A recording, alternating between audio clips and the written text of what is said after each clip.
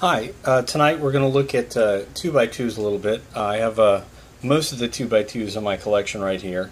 This is an original Rubik's model 2x2, so we've got oranges opposite red, we've got yellow opposite green, and we've got white opposite blue, and that is a fairly dark blue. This is typically what's referred to as Japanese color scheme. Notice it still maintains the standard of if orange is on top, green is on the front, white is on the right, just like any other cube that you'd grab. Orange on top, green on the front, white is on the right.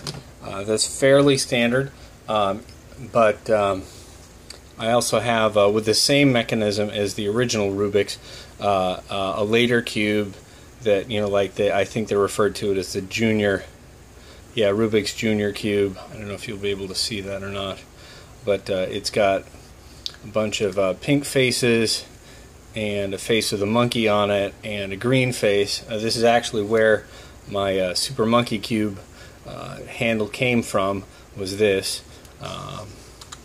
Also, it's a joke on Super Monkey Ball, but I digress. So we've got kind of after those older Rubik's Cubes that are like hard to corner cut and fairly stiff. The modern cubes, the next modern 2x2 was made by Isshin, and for a while this is probably the only cube you'd see in a competition for 2x2. There's the logo where you can read it. And it's a little bit better at corner cutting, but the bigger advantage was that it's just slightly larger than the standard 2x2, or what was the standard 2x2, and now everybody subsequently has gone to a size that's closer to the Isshin. So like the next 2x2 I got was from Diane. The first real speed cube I had was probably a Diane, so I got this. The biggest improvement in these is that there's like an internal edge piece that helps this manipulate a lot like a regular 3x3, both in terms of ease of turning and just like the basic corner cutting features. So I actually did my first couple of competitions with this and had some success and some weird failures with it. As a matter of fact, Sean Hartman had to reassemble this cube for me because on my first attempt at 2x2 it completely exploded because I was trying to turn it too fast. So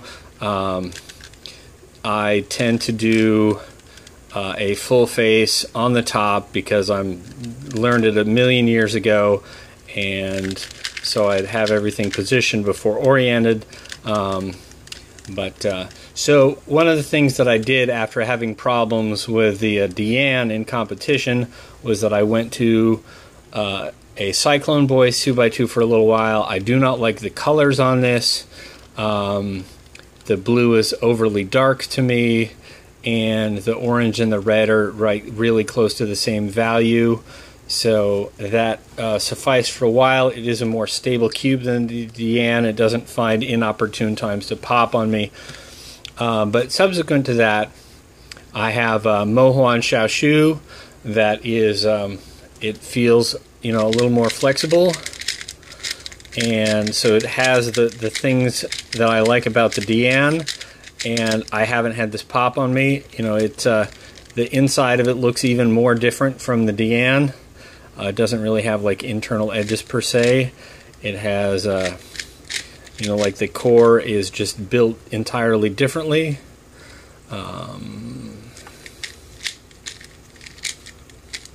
And so that was more of an Ortega type solve you just saw me do there. Now typically for 2x2, most of your fast solvers, let's see if we got it in inspection, they are probably going to have a full face worked out and then maybe do a complete last layer solve. Let's see, green looks good to me, but of course I should be having that on the bottom. And then we're going to do orientation, and turns out that was good enough. But can't trust a hand scramble. If you want to really get better at that, you're going to use your scramble generator and do a bunch of random solves and average those out and see how you're doing. But those are a couple of my 2x2s. I also have a couple of non-standard 2x2s. If you're going to make a sculpt of something, I guess it's probably easier to make that into a 2x2. And you know, that gets kind of weird looking after a while once you scramble it.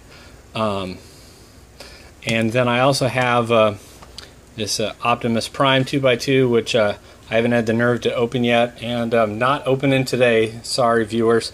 But anyway, so that's my 2x2s.